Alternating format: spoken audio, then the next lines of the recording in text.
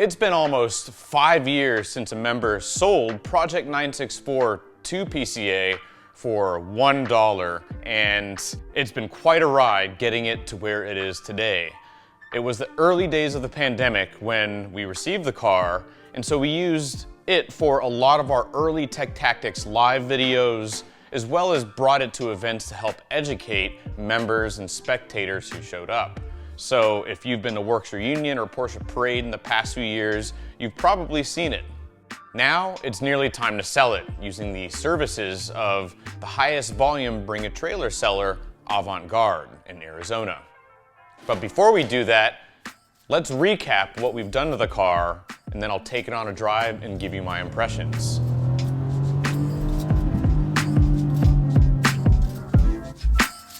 Hit that subscribe button and turn on notifications by clicking on the bell icon and never miss a video. We've got lots of Porsche content coming your way.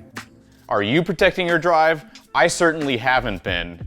I've long neglected to install a radar or dash cam in my car. Turns out I can have the best of both worlds with the Escort Radar Redline 360C, as well as an Escort M2 Smart Dashcam, which I'll be mounting on the windshield. Escort Radar's friend of PCA and sponsor of this and many other videos sent us the Redline and the M2 to test out in our own cars. So without further ado, let's unbox these and install them in my car.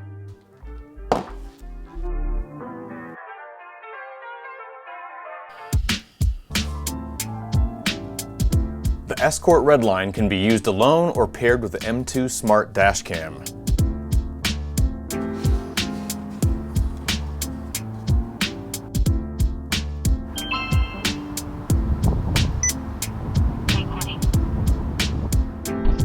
The Drive Smarter app integration combines navigation and detection and gives access to settings, features, and to view footage.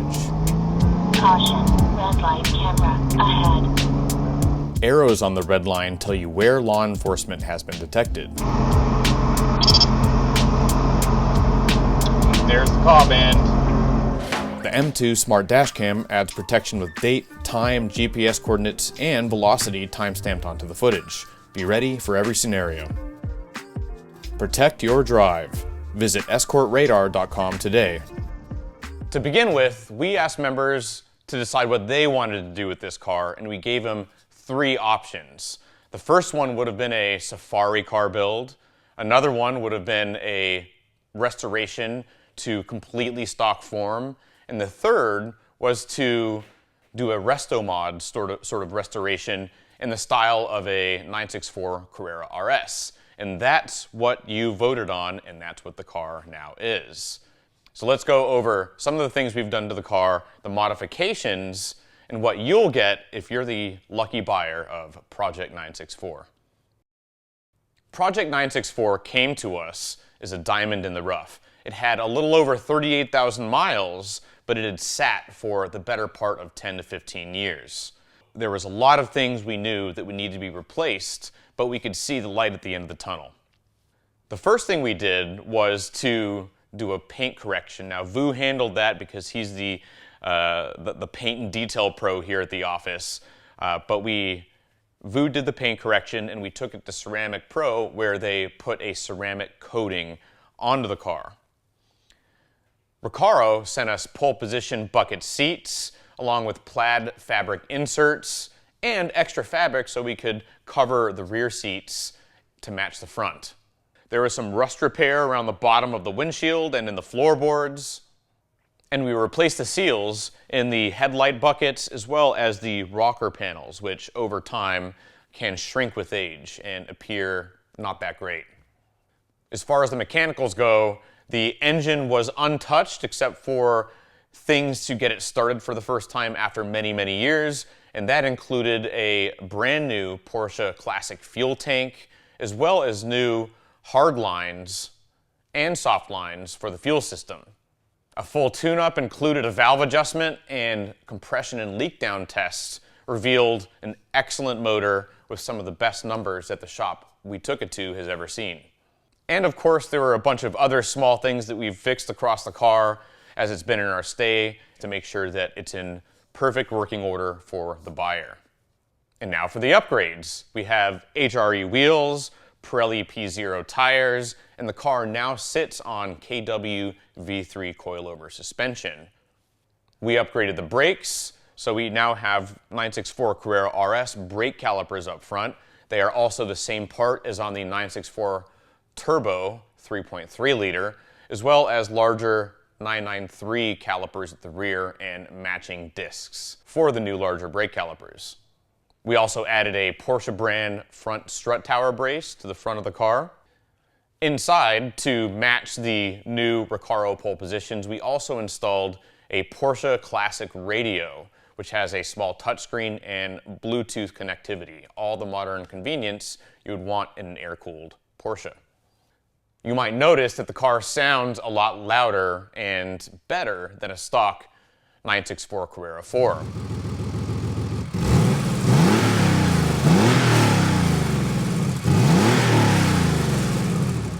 And that's because it has a Fab-Speed exhaust. However, it came with a Fab-Speed exhaust, so we didn't have to replace it ourselves. We just tuned the motor up and took it on a drive and enjoyed that beautiful sound. All the modifications we've done here are completely and easily reversible. The goal with Projekt 964 wasn't to build an RS-style sports car that couldn't be returned back to stock. It can, and quite easily. You take off that KW V3 suspension, the HRE wheels and Pirelli tires, and swap back in the stock seats, and you basically have the stock Carrera 4 that came to our office. And now it's time to drive it. I'll be taking this Projekt 964 for a test drive to give you my impressions, and I'm very excited. I've driven it around the parking lot a few times, moving it around the office, and even at those speeds, it feels so good. But let's see what it feels like for real on the open road.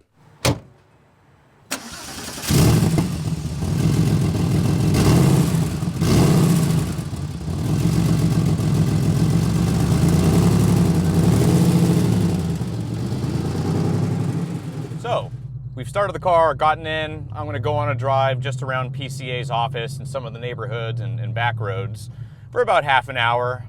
And as things come to me, I'll talk about them. But yeah, really easy clutch to modulate. It feels just as easy as the best 964s I've driven. And at these speeds, you obviously wouldn't feel the all-wheel drive, and on a dry day, for example.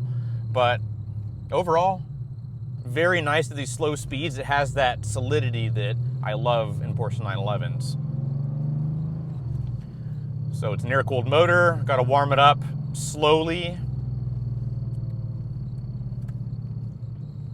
All right, third gear. Let's open it up a little bit, but not too much. Still a little bit warm. Very nice and smooth. The G50 shifts very easily. I love this transmission. When Porsche went to the G50 in the last few model years of the 3.2 liter Carrera, they continue to use it in the 964 in 5-speed form. As a daily driver, I'm sure people want to know, how are these KW V3s? Well, they feel really nice. In a similar way to when I upgraded suspension on my own Porsche from the stock analog dampers to a nice set of coilovers, it actually started to ride better, stiffer but nicer. And this kind of feels the same. I don't recall exactly what the ride on the stock suspension feels like, but compared to other 964s I've driven with stock suspension, this feels just as good, if not better. And that comes down to, yeah, the springs might be stiffer, but KW pours a lot of research and development into developing and getting the right valving for their shocks specific to the cars that they'll be on, and that's what you feel with these KW V3s when we're just puttering around town on these surface streets. It's got a pleasant noise cruising. To my ear, there's no drone, which is a plus. At 65 miles an hour or so in fifth gear. As I said, in fourth, no drone. The sound is there, but it's not intrusive, in a negative way at least. Just that thrum of an air-cooled 3.6 liter flat six. You know that feeling with a good suspension? It just makes the car feel more solid, and it makes solid cars feel even more solid than they are. That's what this feels like. I just love the feeling of hitting a bump and there's one motion and the car just sits. You know, bump, done.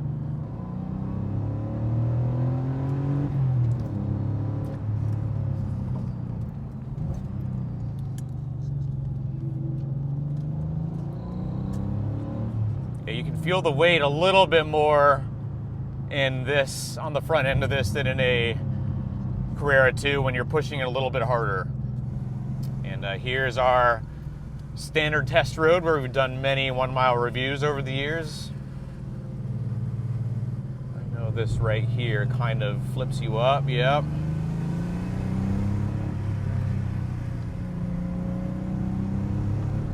So yeah, the steering loads up so well in this car, even with the all-wheel drive system. You brake into the corner a little bit, get on the gas, and you can feel the rear end. There is just about enough power to have a good amount of fun with this car.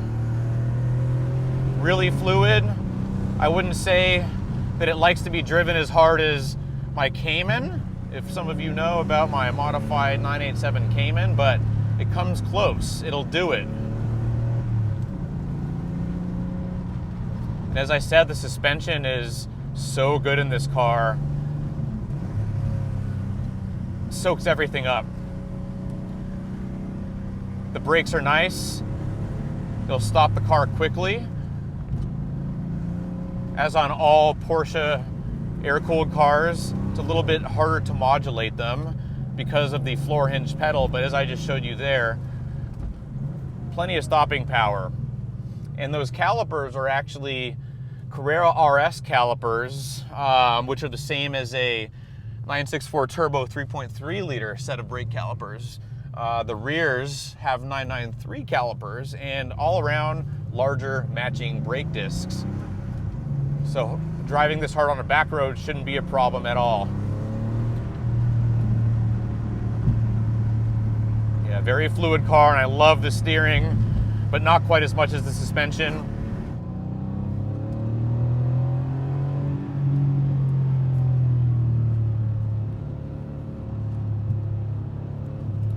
Yep, there's a little bit of that 911 understeer going into oversteer if you lift.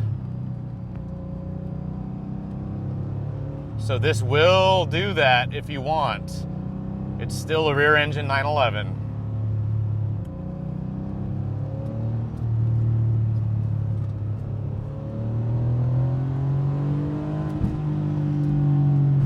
The throttle pedal, super easy to judge how much throttle you need to give. I'd almost say easier than in some other newer cars. It's a very analog feeling, which is fitting because it is a cable throttle. It is analog. Yeah, a lot of pull above 5,000 RPM or so. Yeah, you feel that rear end weight bias in the car as I just sort of sloppily navigated through a couple quick transitions. But yeah, overall, it's a great daily driver. Stiffer than stock, but more compliant because the suspension is just better quality. Those KWV3s. The brakes, a little awkward, just like in any air-cooled 911 if you're not used to them, but once you get used to them, they stop the car really well. And slightly larger for more sporting driving. You can't really tell most of the time that this is an all-wheel drive vehicle. That extra weight over the front of the car doesn't do much to negatively affect the driving experience. You can feel the front end a little bit when you're braking hard or turning in or in transitions, like right there, especially if you don't get it right. But really nice, easy, friendly car to drive that likes to be hustled, but not hustled as quickly as possible, is how I'll put that. The seats are amazing. I wish I had these in my own car, but depending on your height, you might have to lower them a little bit. I didn't test out the classic radio. I only listen to NPR, and I don't think NPR comes in right now. Where we are. No, doesn't, but it's a touchscreen. I've already tested that out a little bit. Very nice, modern car. Could be daily driven if you want to, even year-round in snowy areas because of the all-wheel drive. Throw some snow tires on. But overall, I think that we succeeded in making this car look and handle more like a 964 Carrera RS, while still maintaining its unique identities in 964 Carrera 4. Whoever gets this car is going to be really, really fortunate. And invite me over. I'd love to drive it again.